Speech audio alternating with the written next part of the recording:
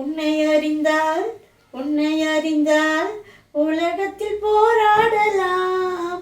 உயர்ந்தாலும் தாழ்ந்தாலும் தலை வணங்காமல் நீ வாழலாம். என்ன புரட்சி தலைவர் எம்ஜிஆர் பாட்டா பாடிக்கிட்டு இருக்க? இன்னைக்கு என்ன நாள்? ஜனவரி 17. இன்னைக்கு மக்கள் திலகம் எம்ஜிஆருடைய பிறந்த நாளா? ஆமா. அதாவது அவர் மறைஞ்சு எவ்வளோ வருஷங்கள் ஆனாலும் இன்னும் மக்கள் மனசுல வாழறதுக்கு காரணம் என்னன்னா, ரொம்ப ஜாக்கிரதையாக எந்த விஷயத்துலையுமே நிற்பார். அவர் வாரி கொடுத்த வள்ளல், ஏழை பங்காளன் அதெல்லாம் இல்லாமல் நல்ல மனசு. அதுலேயும் நம்ம பொது வாழ்க்கையில் நம்மளை ஈடுபட்டுட்டோம், நம்மளால் கெட்ட பேர் நமக்கும் நம்ம கட்சிக்கும் நம்ம குடும்பத்தால் வரக்கூடாதுன்னு ரொம்ப யோசித்து செய்வார். அப்படியா? ஆமாம். அதாவது அனைத்து இந்திய அண்ணா திராவிட முன்னேற்ற கழகம் ஆரம்பிக்கிறதுக்கு அந்த ராயப்பேட்டாவில் இருக்கக்கூடிய அலுவலக இடத்த கொடுத்தது ஜானகி அம்மா தான்.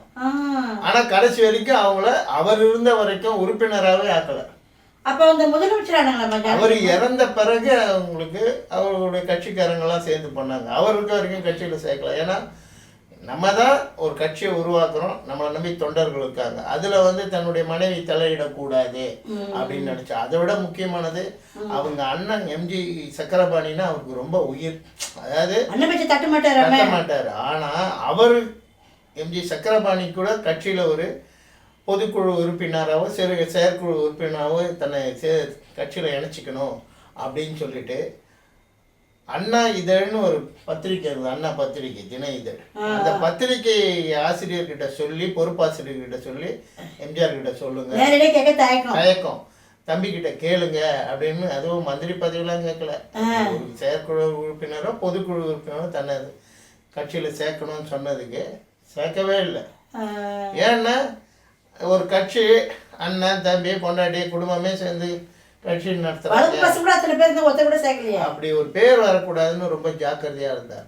அதே மாதிரி வெளிநாட்டிலேருந்து ரஷ்யாவிலேருந்து ஒரு கலாச்சார குழு இந்தியாவுக்கு வருது, தமிழ்நாட்டுக்கு வந்துச்சு. தமிழ்நாட்டுக்கு முதலமைச்சரெல்லாம் சந்தித்த பிறகு ஒரு பெரிய நடிகர் இல்லையா, நடிகரே நாட்டை ஆள்றாரு, சினிமா பார்க்கணுன்னு அவங்க ஆசைப்பட்டாங்க. அப்போ அந்த திரைப்படத்துறைக்கு இருந்த அமைச்சர் எம்ஜிஆர் படத்தெல்லாம் செலக்ட் பண்ணி வச்சுருந்தார். அவங்க எடுத்து எம்ஜிஆரும் உட்காந்து பார்க்குறாரு படம். எடுத்த உடனே பார்த்தா நடிகர் திலகம் படம் தில்லானா மோகனாம்பால்னு வருது. அப்படியா? அமைச்சருக்கெல்லாம் ஒரே ஷாக்கு, என்னடன்னா அவர் எல்லாரையும் அமைதியாக இருக்க சொல்லிட்டு படம்லாம் முடிஞ்ச பிறகு அமைச்சரை கூப்பிட்டு சொல்லியிருக்காரு.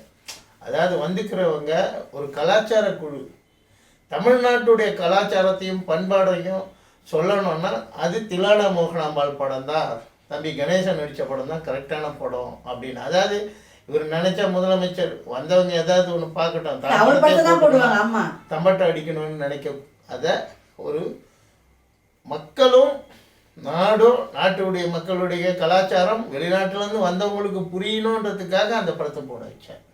அதே மாதிரி இயக்குனர் பாக்கியராஜ் அவர்கள் அந்த நாட்களில் ஒரு படம் நடித்தார். ஆமாம், காமெடி படம், நல்ல ஒரு சீரியஸான ஒரு லவ் ஸ்டோரி, குடும்ப படம்னே சொல்லலாம். அந்த படம் வந்தபோது பாக்கியராஜ் சிறந்த நடிகராக தேர்ந்தெடுக்கப்படுது. அரசாங்கம் அந்த குழு சேர்ந்தெடுத்துடுச்சு. விருது கொடுக்கும்போது பாக்கியராஜுக்கு எம்ஜிஆர் கொடுக்கவே இல்லை. அதான் அவங்க பாக்கியராஜுக்கு டவுட் எம்ஜிஆர் கிட்ட போய் கேட்கும்போது அவர் சொன்னார், இந்த படத்தில் நீ நல்லா நடிச்சிருக்கிற, இந்த படத்துக்கு நான் விருது கொடுத்தா எதிர்கட்சியில் இருக்கக்கூடிய கலைஞருக்கு தெரியும் நான் பாக்கியராஜ் நல்லா நடிச்சிருக்காங்க, அதனால் அவருக்கு விருது கொடுக்குறாங்க அப்படின்னு அவர் பெருந்தன்மையை எடுத்துப்பார். ஆனால் மற்றவங்க அவர் கீழே இருக்கக்கூடிய அவர் கட்சியை சேர்ந்தவங்க அப்படி நினைக்க மாட்டாங்க. ஏன்னா அந்த கேரக்டர் பேர் பாலக்காட்டு மலையாள கேரளக்காரர். நான் தமிழ்நாட்டு முதலமைச்சராக இருந்தாலும் நான் ஒரு கேரளக்காரர். அந்த ஊர் அந்த நாடு கேரளக்கார கதாபாத்திரன்றதுனால தேர்ந்தெடுத்து கௌரவிக்கிறேன் அப்படின்னு நினைக்கக்கூடாதுன்னு அவர் கடைசி வரைக்கும் அவருக்கு விருது கொடுக்கல, அந்த வேண்டான்னு தவிர்த்தார். இதெல்லாம் எப்படின்னா அடுத்தவங்க மனசு எதை யோசிக்கும், என்ன நினைப்பாங்கன்றத அழகாக அவர் அதாவது கேதர் பண்ணுறது, கேட்காம யாருமே நம்மளை பற்றி தப்பாக விமர்சனம் பண்ணக்கூடாதுன்னு ரொம்ப ஜாக்கிரதையாக. இதுதான் ஒரு அரசியல் தலைவர்கள் இன்றைக்கெலாம் வாயில் வந்தது பேசுகிறாங்க, அநாகரிகமாக பேசுகிறாங்க. அப்படிலாம் இல்லாமல் வாழ்ந்து கடைசி வரைக்கும் முதலமைச்சராக இருந்து மக்கள் மனதில் இன்னும் வாழ்ந்து கொண்டிருக்கும் மக்கள் திலகம் எம்ஜிஆர் அவர்களுடைய பிறந்த நாளை வெல்கம் தமிழ் டாக்கீஸ் கொண்டாடுது. நீங்களும் இணைந்து கொண்டாட வேண்டும். நன்றி. வணக்கம். வணக்கம்.